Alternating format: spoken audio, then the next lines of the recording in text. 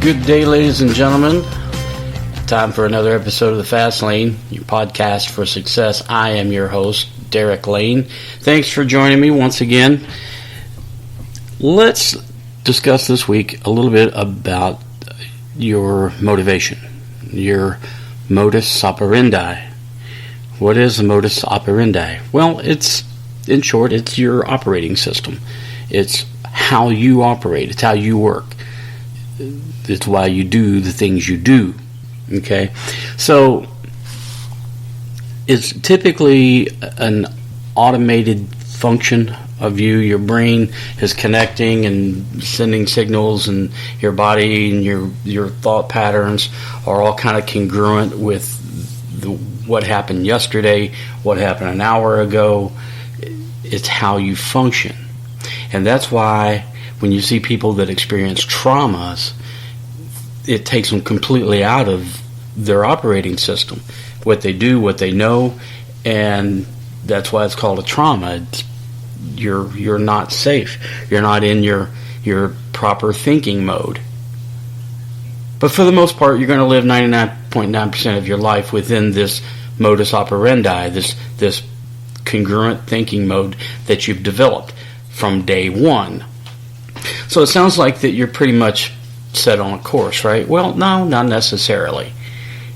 Over time, we can adjust, tweak, and shift our thinking patterns, who we are, who we think other people think we are, and begin to see differences. Okay, so if you've got something going on in your life that you don't particularly care for, yeah, you can change it. But you say, well, it's hard. I've done this way for so long. Well, that's true. That's why it's that way, because your brain is telling you this is the way you operate. This is the way that you do things. And to change it is to upset the apple cart, so to speak. And that's why I've said in the past that you do 90% of what you do today is what you did yesterday. But that's a huge number. In reverse, if you think about it, you're doing 10% things differently. 10% is quite a bit. Now, that's on an average. So think about the things that you want to change, the things about you that you want to change, and set out to change them. And it's not easy. Again, we go to the same places, we talk to the same people, we tend to watch the same programming because we know what to expect. We know that, oh, yeah, I like that show. Because you've seen it 2-3 times, and there you go, you like it. You don't like that other show. Maybe it's different now, you don't know, but you're not going to give it a chance because you've tried it and you don't like it. It's the same way with food. You tried it, you didn't like it. I'm not going to do that again. Or, man, I could eat that, whatever it is, God, 24/7. It's so delicious. And then I've known a few people that have tried to do that, and then, within, a day or whatever of eating the same thing, they're like, yeah, I'm burnt out on it. So you've got to introduce yourself into some differences. You've got to introduce yourself to some things that are just outside of your norm, and that's how we make those changes. That's how we make those small changes in our life. So getting back to your modus operandi. And then most people confuse that with, motivation. It is not motivation. It is an operating system. Now, it may be a subconscious motivation. Your subconscious is motivated for status quo. Your subconscious is motivated to stay the same because it's safe there. I know I can't fail, right? Because I've successfully weathered that storm. But to get to where you want to go, you're stretching your goals, your dreams, things that you want to see happen in your life. You've got to tweak a little bit of that modus operandi. You've got to have, now's the time, motivation. What motivates me for change? It could be a lot of different things. It's the want and desire. I won't get into this too wholeheartedly. We may do a separate podcast on it. But your submodalities in your life control a lot of that. And what I mean by submodalities, I mean that it's your pleasure and pain principle. I do something because it induces pleasure. I do something to avoid pain. It's one or the other. And your motivation is just like your submodalities, your motivation. I'm motivated to, well, let's just take something so easy. Let's say that you want a new car.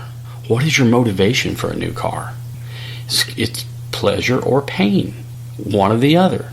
Because the pleasure side may say, I want a new car because it's cool, it's new, and I get to zip around town in a nice, cool, sporty car, and I know I'd look so cool in it. Or I want a new car because of the pain principle. I want a new car because mine's about to break down, and I know it's going to happen any day now, and I'm going to get stranded out in the street. It's going to be embarrassing, and so I just want a new car so I don't have to experience that pain. We're all motivated by our pleasure and pain principles. Now, mostly our motivation for pleasure is through our need to be an expert. We have to be an expert at everything. We've taken years to study and hone our craft, whether it's our deep-set thinking, whether it's painting, playing a musical instrument, or learning how to be a better communicator, studying the things that we need to study, following the people we need to follow. Giving and taking is a natural part of what motivates us. So years of crafting to be an expert. Now, I would caution you to a degree not to be an expert, unless that is your 100% thing that you have to do, and there's no need for a plan B, no need for a safety net, no need for anything else, because this is what you're going to do, and you are 100% the expert at it. Well, when you become 100% expert, you're missing a lot of other opportunities, and there's where I caution you.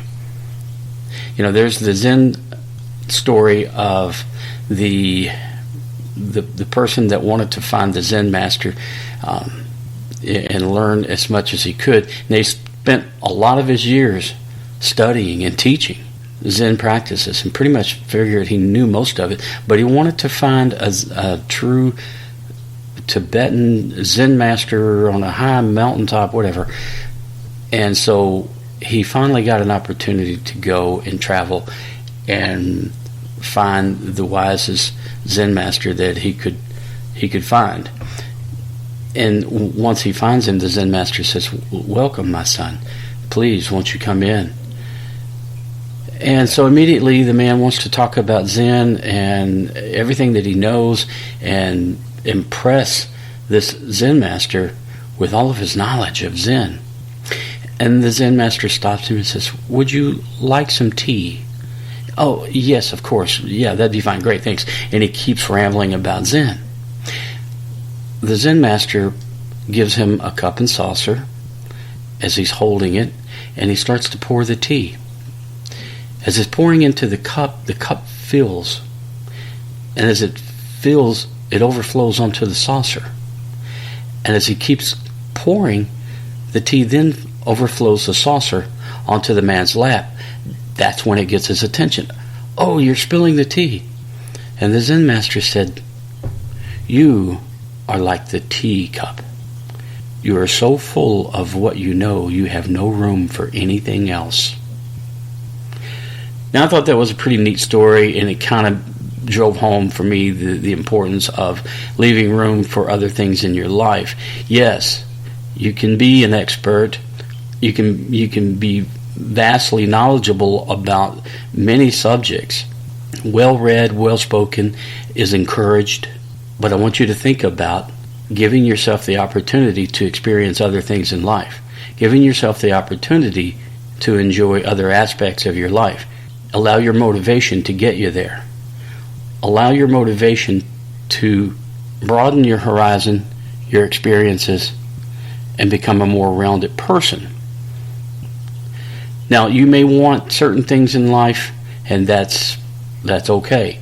I do not share the belief of some that money and the things that come with it are a sin. To me, they're not. I want some of the nicest things out there as well. Now, I'm not going to trample over others to get them, because those things are fleeting. You honestly accumulate things, not over accumulate, but accumulate the things that you most, number one, need, secondly, want. Accumulate the things you need before the things you want. I need a healthy relationship with others. I need shelter. I need food. I need transportation. I need clothing.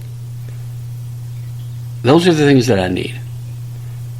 I want a yacht, which I don't have. If anybody wants to donate one to me, please let me know. I want a nice collection of Rolex watches. You see, I don't need those things. Yeah, I'd like to have them. Be kind of neat. But we put the needs in front of the wants. And if that becomes your motivation, the other things will become less important, and your needs are more easily obtainable. So find your needs before your wants. Again, I'm going to go back to pen and paper, or pencil and paper, whatever. Write down the things you need, then the things you want, and then write down the things of importance that you've been trying to gravitate to. You've been trying to reach whatever it is in needs and wants, and then compare the list. Are the things of priority over here on the want side? Are they over here on the need side? And I think by making this clear to us, by understanding what we do and how we do it, and where our mindset is, I know that we've all, we all to a degree understand the law of attraction, the big secret, but it doesn't really clarify in our mind needs and wants. It doesn't really, it just gives you something to cling on to go, yeah. If I keep thinking about it, well, sometimes just thinking about it doesn't do it. It takes action, careful consideration, and a true desire for need over want.